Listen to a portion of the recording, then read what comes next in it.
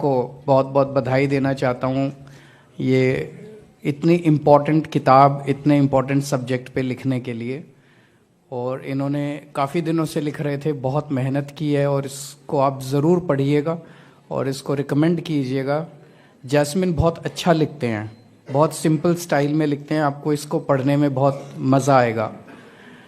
मैं समझता हूँ कि this is not just about the Delhi model of governance, it is also about Aam Aadmi Party model of politics. Delhi model of governance या आम आदमी party of politics क्या है? दो तीन चीज़ों के ऊपर मैं गौर डालना चाहूँगा, लेकिन सबसे इम्पॉर्टेंट चीज़ है कि हमने लोगों की दिन ब दिन की ज़िंदगी की मूलभूत समस्याओं को सुलझाने की कोशिश की है, बस, और कुछ नहीं है। बहुत सिंपल है। आपको बच्चों को शिक्षा चाहिए, बीमार हो जाए तो अस्पताल चाहिए, महंगाई हो गई थोड़ा सा, कोई सरकार मदद कर दे, बिजली फ्री कर दे, पानी फ्री कर दे। इन मूलभूत समस्याओं को हमने समाधान करने की कोशिश की है। और ये हमने क्यों किया? हमारे से पहले किसी ने क्यों नहीं किया? 75 साल हो गए देश को आज़ाद हुए, हमारे पहले इतनी पार्टियां आई, इतने नेता आए, किसी ने नहीं किया। तो मैं थोड़ा सा इसमें डेटा एनालिसिस वो सारी तो आपको किताब में मिल जाएगी। मैं इसके पीछे की कुछ कहानियां आप लोगों के साथ शेयर करना चाहूँगा। ये स्टेज पे जो लोग बैठे हैं, और कुछ लोग ऑडियंस में बैठे हैं और कुछ लोग शायद इस हॉल में नहीं है, ये वो लोग हैं जिन्होंने पूरा दिल्ली मॉडल ऑफ गवर्नेंस कह लीजिए या आम आदमी पार्टी ऑफ पॉलिटिक्स के जिम्मेदार हैं। और इनमें सबसे पहले मैं मनीष सिसोदिया से मिला था। मैं जब इनकम टैक्स डिपार्टमेंट में काम किया करता था, तो इनकम टैक्स डिपार्टमेंट में उन दिनों में मैं असिस्टेंट कमिश्नर था, तो डिप्टी कमिश्नर हो गया था। डिप्टी कमिश्नर एक मिडिल क्लास एग्जिस्टेंस होती है। कौशाम्बी के एक फ्लैट में रहते थे, तो एक मिडिल क्लास परिवार की जो समस्याएं होती है वही समस्याएं हमारी भी थी। हम सब लोग जानते हैं सरकार में बहुत करप्शन है, इनकम टैक्स में भी बहुत करप्शन था, अभी भी है। तो करप्शन के खिलाफ एक लड़ने का जुनून पैदा हुआ। मैं इंजीनियर भी हूं, तो मुझे थोड़ी बहुत कोडिंग करनी भी आती थी। तो मैंने खुद ही घर पे बैठ के एक वेबसाइट बनाई, परिवर्तन.com, और उस पर लिखा कि अगर आपको इनकम टैक्स में कोई परेशान करता है और रिश्वत मांगता है तो परिवर्तन को बताना, परिवर्तन आपके लिए बिना रिश्वत के काम करवाएगा। अब मैं इनकम टैक्स में सिटिंग डिप्टी कमिश्नर, तो मैं तो फेस बन नहीं सकता मेरे को, तो नहीं तो अंडमान भेज देंगे ये लोग। मैं अपने ही डिपार्टमेंट के खिलाफ लड़ रहा था, तो आई नीडेड अ फेस। तो मैंने वेबसाइट तो बना दी, मैंने देखा, और उसमें हमने डाल दिया वॉलंटियर विद परिवर्तन। तो ये मैंने 30 दिसंबर 1999 को वेबसाइट बनाई थी, और 31 दिसंबर को सबसे पहला एंट्री उस पे वॉलंटियर करने वाला था मनीष सिसोदिया। सबसे पहली एंट्री इसकी आई थी। ये जी न्यूज़ में पत्रकार होते थे उस टाइम। तो मुझे बड़ी खुशी हुई, एक वेबसाइट बनाई, कोई पैसा नहीं था मेरे पास, प्रचार करने के लिए कुछ नहीं था। एक आदमी ने उस पर एंटर किया, तो मैं बाकायदा इसके घर गया। तो शकरपुर में रहते थे आप, वो ईस्ट दिल्ली में पटपड़ मदर डेयरी के पीछे शकरपुर है। वहाँ शकरपुर में ये 1 रूम फ्लैट में, छत के ऊपर एक ही कमरा था, उसी में इनकी किचन थी, और वहाँ ये रहते थे। तो वहाँ इनके साथ छत के ऊपर बैठ के 1 घंटा बातचीत हुई। ये मैं इसलिए बता रहा हूँ, ये दिखाने के लिए कि हम किस बैकग्राउंड से आते थे, जो बहुत ज़रूरी था, जो काम हमने किया। उसके बाद हम दोनों ने मिलके उस परिवर्तन को आगे बढ़ाया। फिर मैंने डिपार्टमेंट छोड़ दिया, रिज़ाइन कर दिया। फिर 10 साल हम लोगों ने दिल्ली की झुग्गियों के अंदर काम किया, सुंदर नगरी की झुग्गियों, नंद नगरी की झुग्गियों में, और कई महीने में झुग्गियों में रहा, ये देखने के लिए कि झुग्गी वालों की आम जिंदगी कैसी होती है, झुग्गी वाले कैसे कोप अप करते हैं, किन स्कूलों में जाते हैं। स्कूलों का बुरा हाल था। जीटीबी अस्पताल, गुरु तेग बहादुर हॉस्पिटल बगल में होता था, उसका बुरा हाल था। ना इलाज के लिए उनके पास कोई सुविधाएं, ना पढ़ाने के लिए बच्चों के लिए। उस बैकग्राउंड से जब हम लोग सरकार में आए तो सबसे पहले एक आम आदमी की मूलभूत समस्याओं का समाधान करने की कोशिश करी हम लोगों ने, और फिर हमें मिल गया सतेंद्र जैन। सतेंद्र जैन वो शख्स है, इसको आप कोई प्रॉब्लम दे दीजिए, ये कहीं ना कहीं से, he is a professional architect, कोई ना कोई वो दे दीजिए, ये कुछ ना कुछ समाधान निकाल लेता है। हमारे में से कोई भी, जो हम शुरू वाले लोग थे, कोई भी पॉलिटिकल बैकग्राउंड से नहीं आता। हमारे बाप दादा परदादा नाना नानी दादा दादी चाचा मामा, कोई दूर दूर तक पॉलिटिक्स से लेना देना नहीं है। उस बैकग्राउंड से आके जब हमने सरकार में एंटर किया तो सबसे पहले हमने फिर स्कूल, अस्पताल, बिजली, पानी, महंगाई, इन मुद्दों का समाधान हम लोगों ने करने की कोशिश की। तो कोई सोच नहीं सकता था। मुझे याद है जब हम दिल्ली की झुग्गियों में सुंदर नगरी में काम किया करते थे तो काफ़ी झगड़ा होता था। शीला जी की सरकार थी, उनके साथ धरने प्रदर्शन, राशन सिस्टम बहुत गड़बड़ था। उन दिनों में चर्चा चली करती थी, और केवल स्टेट लेवल पे नहीं, राष्ट्रीय स्तर के ऊपर चर्चा चलती थी that the government can not run schools. सरकार स्कूल नहीं चला सकती। मैं मन में सोचता था, यार जो सरकार स्कूल नहीं चला सकती वो सरकार क्या चलाएगी? सरकार चलाना तो बहुत बड़ी बात है। एक स्कूल जिन सरकारों से नहीं चलता, that government ought to resign, उनको इस्तीफा दे देना चाहिए जो सरकार स्कूल नहीं चला सकती। तो एक नैरेटिव तैयार किया गया था कि सरकार स्कूल नहीं चला सकती, तो इसीलिए स्कूलों को प्राइवेटाइज कर दो, चैरिटी बेसिस पे एक एक कॉरपोरेट को 2-2 3-3 स्कूल दे दो, वो कॉरपोरेट चलाएगा स्कूल। एक नैरेटिव तैयार किया जा रहा था कि 4 स्कूल इस कंपनी को दे दो, 4 स्कूल। वो बेसिकली लैंड स्कैंडल था, बिकॉज ये सारे सरकारी स्कूल प्राइम लैंड के ऊपर दिल्ली के बीचों बीच हैं।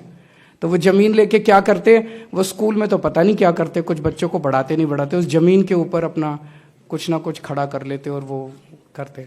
हमने आके इस पूरे नैरेटिव को बदला कि the government can run schools if it has the right intent to do it. सरकार स्कूल चला सकती है, सरकार अस्पताल भी चला सकती है, सरकार मोहल्ला क्लिनिक भी चला सकती है, अगर सरकार की नीयत साफ हो तो। हमने एक सरकारी स्कूल ठीक किए, हमने अस्पताल बनाए, हमने बिजली 24 घंटे की पूरे देश के अंदर। गजब की बात है, 75 साल हो गए देश को आज़ाद हुए, अभी तक एक पार्टी, एक नेता, एक सरकार 75 साल में पूरे देश में कहीं 24 घंटे बिजली नहीं कर पाई। As if it's such a rocket science. केवल दिल्ली अकेला राज्य है आज पूरे देश के अंदर जहां बिजली 24 घंटे है। बाकी आप यूपी में फोन करके पूछ लो, बिहार में फोन करके पूछ लो, राजस्थान में, छत्तीसगढ़ में, इधर उधर 10-10 घंटे, 12-12 घंटे के पावर कट लगते हैं। तो एक चीज और दिमाग में आती थी उन दिनों में, जब हम पॉलिटिक्स आपस में डिस्कस किया करते थे, जब सुंदर नगरी में काम करते थे, हम देखते थे ये पार्टी उसको गाली दे रही है, वो पार्टी उसको गाली दे रही है, मतलब बस गाली चल रही है जैसे आजकल चल रहा है। अभी दिल्ली में चुनाव आने वाले हैं, बीजेपी के पास कोई मुद्दा ही नहीं है। बीजेपी 24 घंटे केवल केजरीवाल, ये केजरीवाल, वो केजरीवाल का घर ऐसा, केजरीवाल की जैकेट ऐसी, केजरीवाल के कपड़े ऐसे, केजरीवाल के जूते ऐसे, आज इसने नए जूते क्यों पहने, आज इसने जैकेट क्यों, 24 घंटे केवल गाली गलोच। उस टाइम मैं सोचता था ये मुद्दों की बात क्यों नहीं करते। धीरे धीरे धीरे धीरे हमने राजनीति के अंदर मुद्दों की बात करने के लिए इनको फोर्स तो किया है थोड़ा बहुत। प्रधानमंत्री जी को गुजरात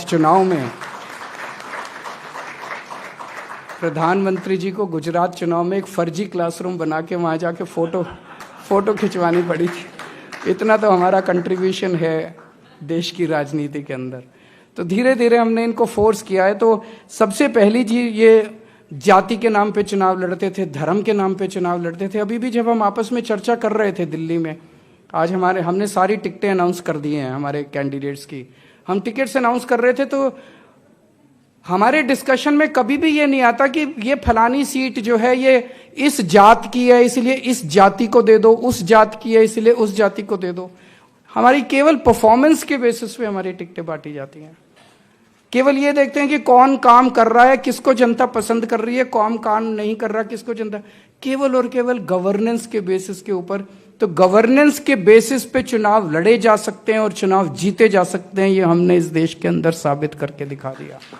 पहले कहते थे नहीं, धर्म के नाम पे चुनाव लड़े जाते थे, और यही कारण है कि दिल्ली के अंदर अब इनकी पोलराइजेशन की पॉलिटिक्स नहीं चलती।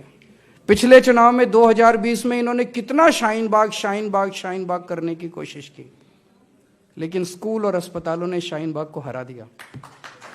बहुत बड़ी बात है। इनके इतना शाहीन बाग करने के बाद भी 70 में से 62 सीट आई है, केवल 8 सीट ले पाए दिल्ली के अंदर। तो सबसे इंपॉर्टेंट चीज तो है कि मूलभूत समस्याओं को, जनता की मूलभूत समस्याओं का ध्यान देना।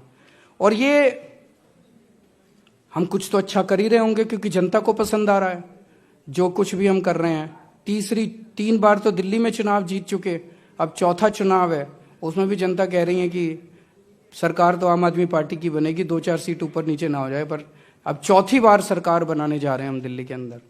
उसी के बेसिस पे पंजाब में सरकार बन गई, उसी के बेसिस पे गुजरात में 5 एमएलए आ गए, उसी के बेसिस पे गोवा में 2 एमएलए आ गए, और उसी के बेसिस पे कश्मीर के अंदर हमारा एक एमएलए बैठे हैं सामने, महराज मलिक, 1 एमएलए बन गया। तो जो मूलभूत समस्याओं के बारे में हम लोग चर्चा करते हैं दिल्ली के अंदर, वो पहला कंपोनेंट। दूसरा है ईमानदारी, बहुत इंपॉर्टेंट है इस मॉडल ऑफ गवर्नेंस में या इस पॉलिटिक्स में। ईमानदारी होनी चाहिए, अच्छी बात है, लेकिन सबसे इंपॉर्टेंट है पैसा कहां से आएगा। इतने स्कूल बनाने का, इतने अस्पताल बनाने का, फ्री में इलाज करने का, फ्री में शिक्षा देने का, फ्री में बिजली देने का, फ्री में पानी देने का, फ्री में बस यात्रा करने का, तीर्थ यात्रा कराने का, और अब 2100 रुपए हर महिला को देने का। इतना पैसा कहां से आएगा? पैसा तो तभी आएगा जब ईमानदारी से काम कर करके पैसा बचाओगे। तो वो हमने ईमानदारी से काम कर करके पैसा खूब बचाया दिल्ली के अंदर, और उसी पैसे से हमने ना केवल मूलभूत समस्याएं दी लोगों को, मैं चैलेंज के साथ कह सकता हूं जितना इंफ्रास्ट्रक्चर का डेवलपमेंट पिछले 10 साल के अंदर दिल्ली में हुआ, उसके पहले 65 साल के अंदर दिल्ली में नहीं हुआ था। पिछले 65 साल में दिल्ली में 62 फ्लाईओवर बने। हमारी सरकार के पहले, हमारी सरकार 2015 में बनी थी। आज़ादी के बाद पहले 65 साल में दिल्ली में 62 फ्लाईओवर बने थे। हमारे 10 साल में दिल्ली में 38 नए फ्लाईओवर बने हैं। हमारे से पहले दिल्ली मेट्रो 200 किलोमीटर बनी थी। हमारे 10 साल के अंदर 250 किलोमीटर ऐड किया है, 450 किलोमीटर दिल्ली मेट्रो बनी है। हमने पिछले 10 साल में 10,000 किलोमीटर की नई सड़कें बनवाई हैं, 6800 किलोमीटर की नई सीवर लाइन डाली है, 6800 किलोमीटर की नालियां बनवाई हैं, ड्रेन्स बनवाई हैं, 4000 किलोमीटर की नई पानी की पाइपलाइन डलवाई है, 4 लाख नई स्ट्रीट लाइट्स लगवाई है। पहले 66,000 स्ट्रीट लाइट्स होती थी दिल्ली में, हमने 4 लाख स्ट्रीट लाइट्स लगवाई है। पहले मुश्किल से 10-15 हजार सीसीटीवी कैमरे होते थे, हमने 3 लाख सीसीटीवी कैमरे लगाए हैं पर स्क्वायर किलोमीटर डेंसिटी के हिसाब से। आज New York, Tokyo, London, France, Paris, जो मर्जी पूरे दुनिया के अंदर सबसे डेंसिटी जो है सीसीटीवी कैमरों की सबसे ज्यादा दिल्ली के अंदर है आज पूरे दुनिया के अंदर। उनका मॉडल ऑफ गवर्नेंस क्या है? उनका मॉडल ऑफ गवर्नेंस जो अभी जैस्मिन बता रहे थे वो है कि बेसिकली तो ये है कि सारा सरकारी पैसा कहां खर्च होना चाहिए। वो कहते हैं सारा सरकारी पैसा कुछ टॉप के कॉरपोरेट्स को दे दो, कुछ टॉप की कंपनियों को दे दो, और वहां से वो ट्रिकल डाउन करेगा। ट्रिकल डाउन थ्योरी मेरे को नहीं पता, मेरे को ज्यादा इकोनॉमिक्स नहीं आती, पर जिसने भी ये ट्रिकल डाउन थ्योरी बनाई है उसने बड़ा शातिर काम किया। भ्रष्टाचार को लेजिटिमाइज करने के लिए उसने बड़े अच्छे शब्दों का इस्तेमाल करके एक ट्रिकल डाउन थ्योरी बनाई कि जो भी सरकार है खूब पैसे दो उनको, और बदले में वो तुम्हें पॉलिटिकल डोनेशंस देंगे। तो टैक्स कंसेशंस दे दो, उनके लोन माफ कर दो। जब उनसे बोलो भाई स्कूल बनाने हैं, अस्पताल बनाने हैं, लोगों को शिक्षा देनी है, सड़कें बनानी है, तो वो नहीं कहेंगे नहीं नहीं नहीं, वो सारा हम इनको टैक्स कंसेशन दे रहे हैं, 15 लाख करोड़ रुपए के इनके लोन माफ कर दिए। लेकिन जब उनको स्कूल बनाने के लिए कहते हैं तो कहते हैं पैसे नहीं है। उनके कितने 1 लाख करोड़ रुपए आप बता रहे थे कि टैक्स कंसेशंस दिए, लेकिन जब उन्हें हम कुछ भी मांगते हैं तो कहते हैं पैसे नहीं है। तो बेसिकली वो सारा पैसा कुछ टॉप के कॉरपोरेट्स को देना चाहते हैं उनको देते रहते हैं और कहते हैं धीरे धीरे धीरे धीरे बूंद बूंद करके जनता तक पैसा पहुंचेगा, ये बड़ी बड़ी इंडस्ट्री लगाएंगे, उसमें लोगों को नौकरियां मिलेंगी, जब नौकरियां मिलेंगी। हमारा बिल्कुल उल्टा मॉडल है। हमारा मॉडल है कि जनता को शिक्षित करो, इन्वेस्ट इन ह्यूमन कैपिटल। आप जनता को शिक्षा दो, जनता को स्वास्थ्य सेवाएं दो, जनता को तैयार करो, इस देश की जनता को तैयार करो और एक आम आदमी की जेब में पैसा डालो। एक आम आदमी की जेब में पैसा डालोगे तो इकोनॉमी के अंदर डिमांड पैदा होगी और इकोनॉमी के अंदर डिमांड पैदा होगी तो प्रोडक्शन बढ़ेगी इकोनॉमी की, और प्रोडक्शन बढ़ेगी तो उसी से देश रोजगार मिलेंगे, उसी से देश का विकास होगा। ये हमारा एक इकोनॉमी का मॉडल है। क्या दिल्ली के कामों को स्केल अप किया जा सकता है? हमने दिल्ली में 200 यूनिट बिजली मुफ्त दी, एक आम आदमी को थोड़ी सी राहत दी महंगाई से। क्या पूरे देश की बिजली फ्री की जा सकती है? बिल्कुल की जा सकती है। मैंने सारा कैलकुलेशन किया है, 1,80,000 करोड़ रुपए का खर्चा आएगा बस।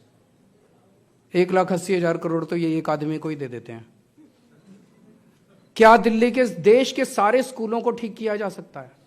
बिल्कुल किया जा सकता है। 10 लाख सरकारी स्कूल हैं, 18 करोड़ बच्चे पढ़ते हैं, 5 लाख करोड़ रुपए का खर्चा आएगा। देश के सारे रिमोट से रिमोट गांव के अंदर भी, देश के रिमोट से रिमोट गांव में भी सरकारी स्कूल ठीक हो जाएंगे, शानदार हो जाएंगे, प्राइवेट से अच्छे हो जाएंगे। 5 लाख करोड़ तो कुछ भी नहीं है भाई साहब। क्या देश के सारे सरकारी अस्पतालों को ठीक किया जा सकता है? बिल्कुल किया जा सकता है, उसमें भी 5 लाख करोड़ रुपए का खर्चा आएगा।